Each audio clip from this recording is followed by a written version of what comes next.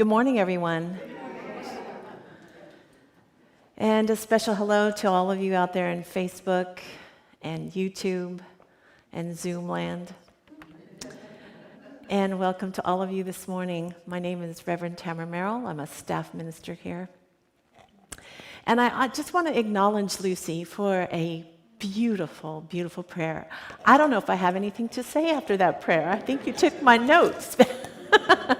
It was beautiful. Thank you. So this morning, I have to tell you my journey. I spent the week pretty much crying all week long. And I wrote this amazing sermon. It was great. You should have heard it. And after I practiced it, it was a little long. It was almost an hour. So I only got 20 minutes. So what I did is I asked Elijah, I learned this thing called spiral dynamics.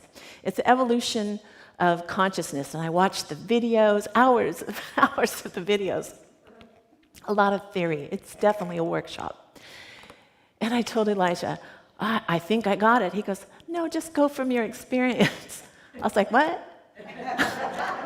He goes, yeah, just go from your experience of the theme.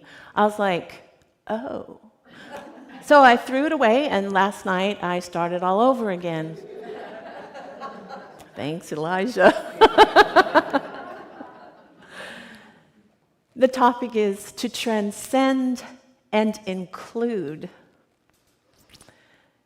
And the spiral dynamics gave me the feeling of hope, because as the spiral goes up, it goes from an individual consciousness to a collaborative consciousness, and it spirals up into enlightenment. And one of the things I got that to reach the next stage, you have to be willing to be less and less judgmental, because it's not about attainment, it's about awakening. And awakening is inclusive. Awakening is not only our individual growth in our spiritual journey, but being able to practice it to remember our oneness. We now have this wonderful opportunity here at the center to create our new story. And I'm excited. I'm very excited with Reverend Elijah and the team here. One of the things we were talking about how to create a new story was a few months ago I started off with remembering who we are. And in Lucy's prayer, she said it. We are infinite energy. Science even tells us this in the first law of thermodynamics. We are energy, and energy cannot be created nor destroyed, just transformed. The calling of our evolution is about remembering that the life essence of which we are is infinite. It is never born and it never dies. That's huge, and I'll always say that because it reminds us that we live both in a spiritual paradigm and a material paradigm. That's why we're incarnated in this wonderful body we're walking around in, right? One is not better than the other. They're to walk hand in hand in a dance. And our five senses serve us. Our ego serves us if we carry them correctly. And what that means is to remember that we are not our thoughts, but we have thoughts. We are not our emotions, but we have emotions. We're not going to do a spiritual bypass and say when someone has a loss that you're not feeling those feelings, when you're upset, when you're angry. But how do you carry them later? Do you remember it's an experience and that we're always in the place of recreating and creating life, every breath we take? So, I have a question for you. How many people want to see change in the world? Can you raise your hand for me? Awesome. Everybody looks like they raised their hand. How many people want to change? Oh, good, good, good. I didn't raise my hand, but no, I do want to change. But I sometimes go kicking and screaming out of my righteousness and my lack of remembering who I am and what possibilities I have in creating my story, my life experience. That comes to the second part that I talked about last month about creating a new story, and that is letting go and forgiving. That's a tough one. I remember someone once told me in a sermon that fear is false evidence appearing real. And that evil is obstinate ignorance.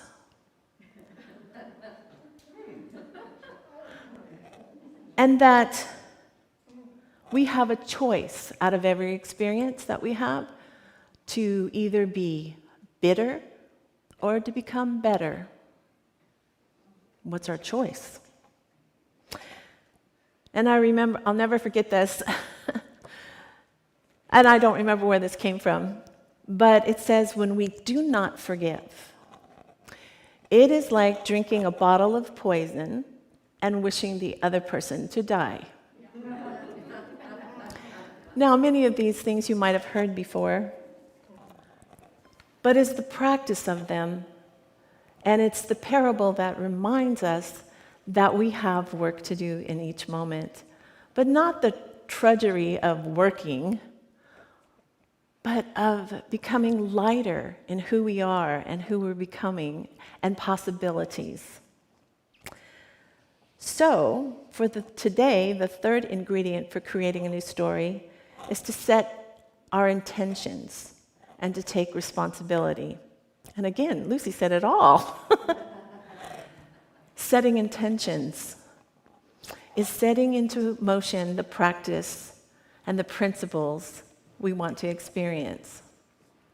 More life, more love, more joy takes us to and reminds us that we must have the intentions. How do we want to live? Do we want to keep holding on to the things that don't serve us? And our ego will say, yes. Our ego says, in order to survive, I must be right. The righteousness of it all. You want to be right or you want to be happy? Very simple. Very hard to do sometimes. Our ego has been there to protect us from not eating the wrong berry when we were cave people, so that if we were wrong and ate the wrong berry, we were dead wrong. If we didn't see the saber-toothed tiger behind the plant, we were dinner, you know? So being right is a survival mechanism. However, we may think we have tigers and poisonous berries in our environment, but we really don't. Especially when it comes to world perceptions. And all the world perceptions are right here in between our two ears. And they're imprints in our mind. And they are neuron pathways that we've grooved in from our past experiences, right? And what we have judged and determined what the world really is, our worldly perceptions. But guess what? Each of us has a different one. So how do we collectively know what's right? With the quote today from Ernest Holmes, we are called to look deeper, to look deeper. And that's our intuition, that's our instinct. So that there is something that rises higher, that transcends our mortal thinking, our spiritual purpose is calling, our material paradigm is walking hand in hand to express through this body. But it's not supposed to be held by the body. It's not supposed to be held by our mind. We are open to possibilities. We are open to evolution. to something that can be found only in that language without a tongue. The language of God that speaks without a tongue. It speaks a universal language that all creation understands. We have always the ability to hear that voice. However, if we let the ego take us for its own ride through our past imprints, we won't hear it. Heraclitus said, "Our eyes and our ears are bad witnesses because they do not speak the language of the soul." The soul. We all know that we have something else going on that's deeper. How else can we maneuver through life with all the pain and suffering that exists without knowing that there's something bigger going on?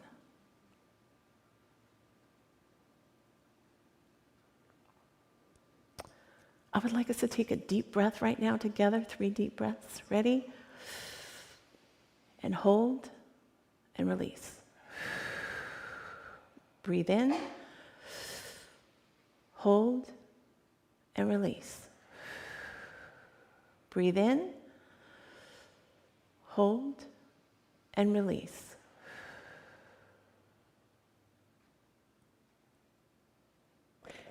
In that moment, you weren't thinking, you were being. Breath gets us to an awareness that we cannot get to with our thinking mind. I kind of feel like my thinking mind's like going to Disneyland. Although it can take me down a slippery slope to hell sometimes. But, it's fun. I'm attached to things. I like this, I don't like that. This is fun, this isn't. But it ends. Eckhart Tolle said something, and I know Elijah was going to use it, but my friend who's staying with me this weekend shared it with me. It's like we want to attain this, we want to achieve this, we want to do this, and we want to do that. And then he breaks into a song, "I can't get no satisfaction."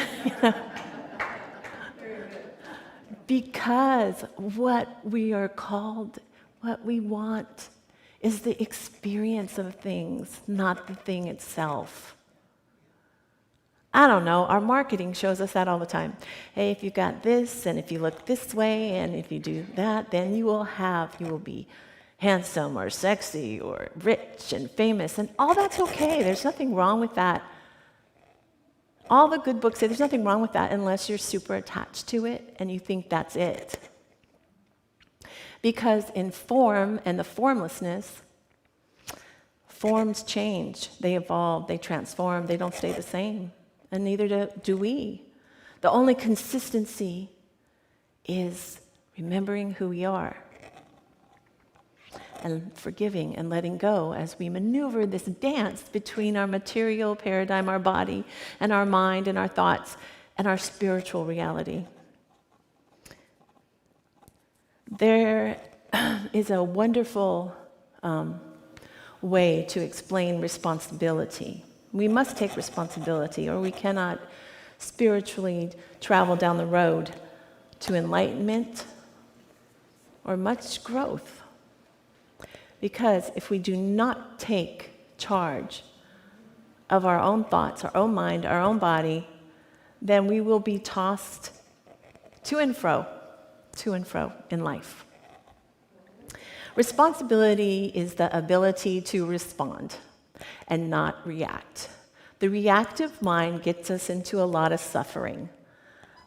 The responding mind gets us into more awareness. There is a minister, he's not on this plane any longer with us, out of the old church in Los Angeles was called Founders. It's now in Colorado. And there was an assistant minister of founders who was also a very popular practitioner. And people would come to him for spiritual counseling. And as you walked in, he said, you know, the first 2 times you come in, you can bring anybody you want into the counseling session. Anybody you want, you can bring in. But after the 3rd time, you're not allowed to bring anybody in. And they go, oh, I don't want to bring anybody. And he said, okay. Well, what he meant by that is as you go in and you're saying, my mother did this to me, my ex-husband left me, my children are mean to me, my neighbor is awful. He goes, you just brought 4 people into this conversation, into this room. You brought 4 people in. He goes, okay, you can do it one more time. My dad did this, you know, the world did this, my company did that. I have been downtrodden because I have been a victim. He goes, that's great. You brought 4 more people in.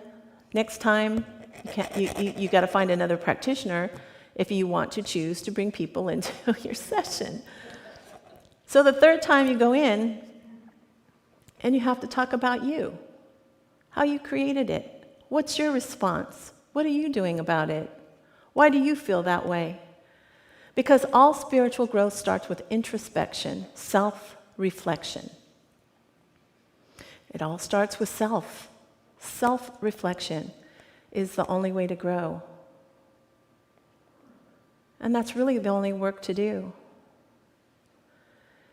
You know, I have this quote here that I absolutely love. And it seems really real for me right now because I was having lunch with a friend who constantly was having the same theme for herself about how much she gives and nobody appreciates her. I felt like that before. The quote says, if you're helping expecting something in return, you're doing business, not kindness. Yeah? And the biggest thing in intention is expectancy versus our expectations. And man, is that a hard one to take when it's on you. Expectations. I have some. And it causes me a lot of suffering most of the time. Expectation. I did that for you, so you should do this for me. I was nice to you, so why aren't you nice to me? And it goes on and on and on. Expectancy is a spiritual quality. And I remember growing up in this philosophy way back when, and a long time ago. And we were doing our treatments and our visualizations, and we were wanting to manifest things. And there's nothing wrong with wanting to manifest things, as long as you remember its form. And they said, remember the qualities of what you're wanting to experience. Because you're not supposed to covet. You see a house, I want that house. And I was told, oh, no, you don't want something that's not yours. You want this or something better. You always want to say something like this or something better. But what we want most of the time, if not 100% of the time, is we want a feeling that goes with it. Whatever that is, a feeling for safety, a feeling, whether it's money or things or a home, that's about the feeling for safety. The feeling to be loved, the feeling to be admired. It's a feeling, it's not a thing. So feelings, let's talk about feelings. The feeling atmosphere of things. We all know what we feel good about and what we feel bad about. We don't want the bad stuff. We just want the good stuff. Of course. However, as I've said before, sometimes my wrong choices have gotten me to the right place. because my choices out of ignorance sometimes have winded me up suffering and in pain, but I became awakened from that experience. So suffering is a part of this life. But how we walk through it and how we carry it makes all the difference, doesn't it? When we remember who we are, when we respond to life with love instead of anger and disappointment, when we work on being better instead of bitter, it's a different life. It's a different experience. You know, I'm going to share a story about my own awakening and my own creation of a story. I have some really close friends here who showed up to support me this morning, and some surprises. Several of them are friends of over 35 years of mine. One of my friends that was a youth leader when we were in our 20s with Terry Whitaker and her husband, and two of my other good friends, and one of them has taught me a lot about Buddhism, and the other one we share a lot of fun things. When I was in my 20s, I was on staff with a woman called Terry Whitaker Ministries. It was amazing, amazing, amazing, amazing. And I knew that this was my path. I was, living with another minister, and we were going to get married, and I was living my dream, and this was a worldwide ministry and sending the message, and there were movie stars walking in, and there were thousands of people on Sunday morning, and things were awesome. And I thought it would continue, and I would become a minister and live happily ever after. As life goes, Terry was on the cover, back in the 80s, Prosperity is Your Divine Right, Creation, Manifestation. And then Terry went to India and had a numinous mystical experience and came back with all that fame, millions of dollars, movie stars clamoring to be there. And she came back one Sunday and said, "I'm done." And, talk about a pin dropping. I'm done. I had a revelation. The material and what I'm doing, I'm not supposed to be doing outwardly work. I'm supposed to be doing more innerly work. The kingdom of heaven is within, and I'm going to go to India and tend cows. Now, the world's response was, what happened to her? Did she go off the deep end? Is she a little cuckoo, Why would she give up everything and walk away?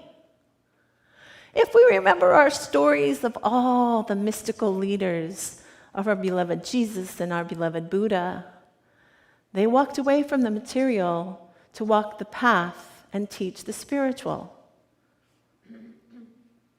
She knew that for herself, she had to go deeper. And because of that, I was 29 years old, going to be 30, and I had goals. I was going to get married, I was going to be a minister, I was going to do all these things.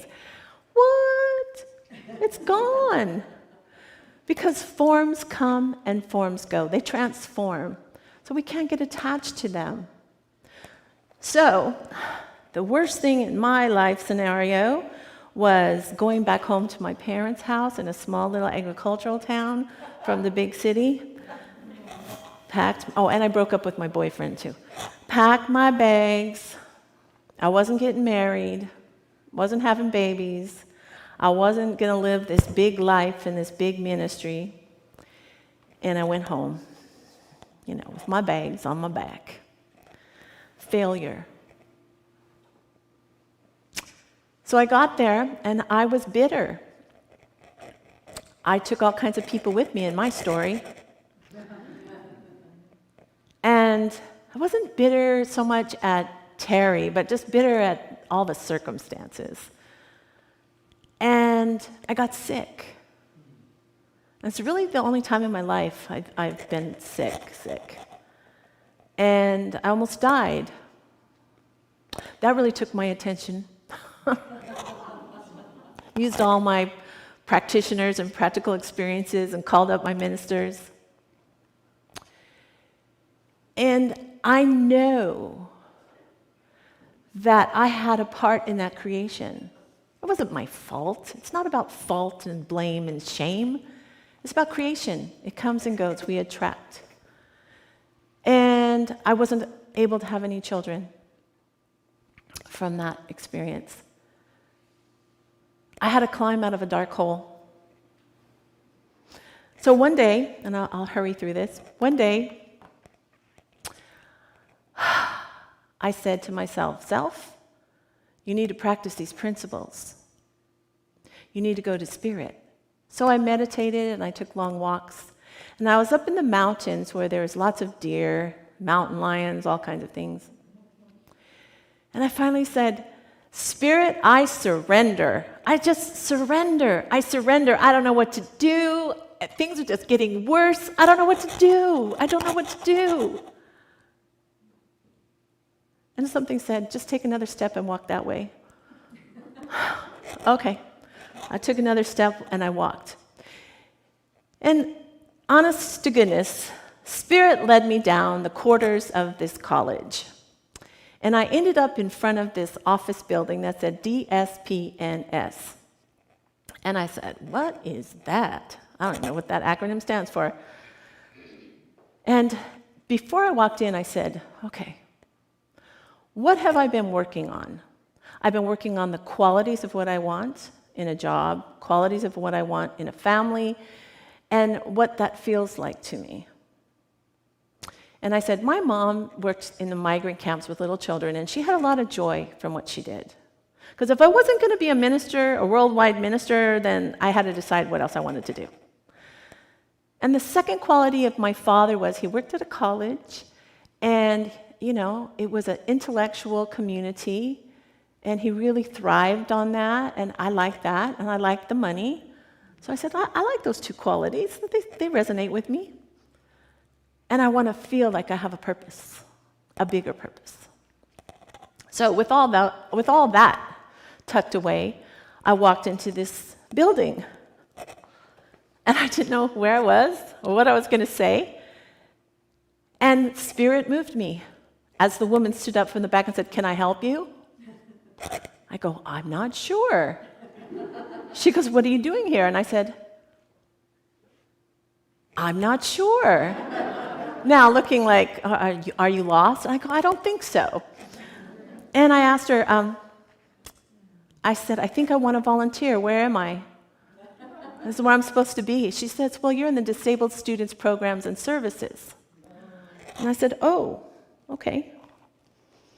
And after talking a couple of minutes, I said, can I volunteer? She said, sure.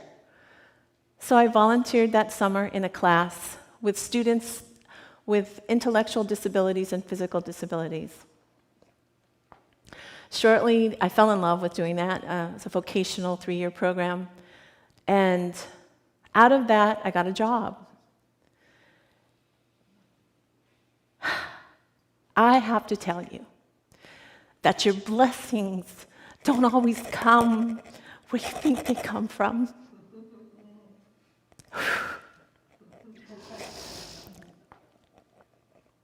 I ended up being a foster parent to teenagers with disabilities. I built a community of people and parents that became my family. I was so blessed for 33 years to work with these kids, to see them grow. I used the principles, and I had to make the principles down to the very simplistic level in order for them to understand, which helped me a whole lot. So I have this big, beautiful family. I foster adopted 3, but there's about 7 in the clan, right? And a whole community would take 75 young adults to Disneyland every other year. Elijah's been with me on that. And to this day, this morning, my foster son woke me up with, "Hi, beautiful mama, how you doing this morning?" How blessed I am. I would never allow my mind to think, "Oh, I want to work with people with disabilities. Oh, it's going to change my life when I advocate. Oh, this is going to be my family." My family came through the opening of surrendering with my intention. And it has brought more to me than I could have done with my thinking mind. It has brought me unconditional love. It brought me purpose. It brought me so many things, so many blessings. And I smile when people say, "I don't know, I couldn't do that. I couldn't adopt people within, I just smile and say, "Oh my, what you are missing." I went to work every day, and when I walked through those doors, I was a superstar. She's here. It's a great day. The practice of joy, the practice of appreciation, of gratitude, they had. And when I get down on myself, I think to myself, some of my kids have to go out in the world, step out of bed with physical disabilities that people stare at them, with intellectual disabilities that make life twice as hard as it does for another person. The challenges are huge, and they go out with joy, excitement, and love. Not that they don't have problems, not that they don't fall down, but it reminds me of how blessed and gratitude I am. And with that, I remember that now is a time for a new story in my life. I retired. There was COVID. I have lost many people the last year and a half. 3 of my blessed children, adult children, to accidents, blood clots. And I've lost a good friend, a childhood friend, a college friend, so many. And the universe is always telling me there is something more. There is life, this life, then there's life, then there's life, and then there's life. That gives me peace. So, in creating a new story here, I'm very excited about. And I'm walking and letting go of a lot of grief. I buried my last girl on my birthday 3 weeks ago. And real quickly, they believe, she's Greek Orthodox. I walked with her when her dad passed, her mom passed, and then her brother a few years ago. And the Greek Orthodox believe that the soul stays with us for 40 days before it goes, so that we can grieve and it can be with us, the spirit can be with us, as we learn to let them go and give them peace by saying, "I release you," and then they can move forward. So it's our work to do that. And that's a good reminder. But every turn and every twist is remembering who we are, letting go so we are not bitter, but we're better, and to set our intentions and surrender to something greater, something good, to create the new story from the qualities of what we want to experience and how we want to feel. That's the opportunity that we have as a community here. And I'm so excited to be a part of it. And in ending, because I'm over my time today, is an homage. This is a cool little book called the Book of Runes. And it's a mystical runes of comfort for the bereaved. And I'd like to share it with you as my closing prayer. I am the light. I am the life and the way. The earth is my garden. Each of the souls I plant as seeds germinates and flowers in its season, and in each I am fulfilled. There is no cause for grief when a blossom fades, but only rejoicing for the beauty it held, and praise that Spirit's will is done, and Spirit's plan is served. I am one with all creatures, and none is ever lost, but only restored to Spirit, because it has never left me at all. For what is eternal cannot be separated from its source. I am with you as Spirit, and each of you is a channel of light. Feel my love enfold you in this moment and evermore. And so it is. Namaste. Thank you.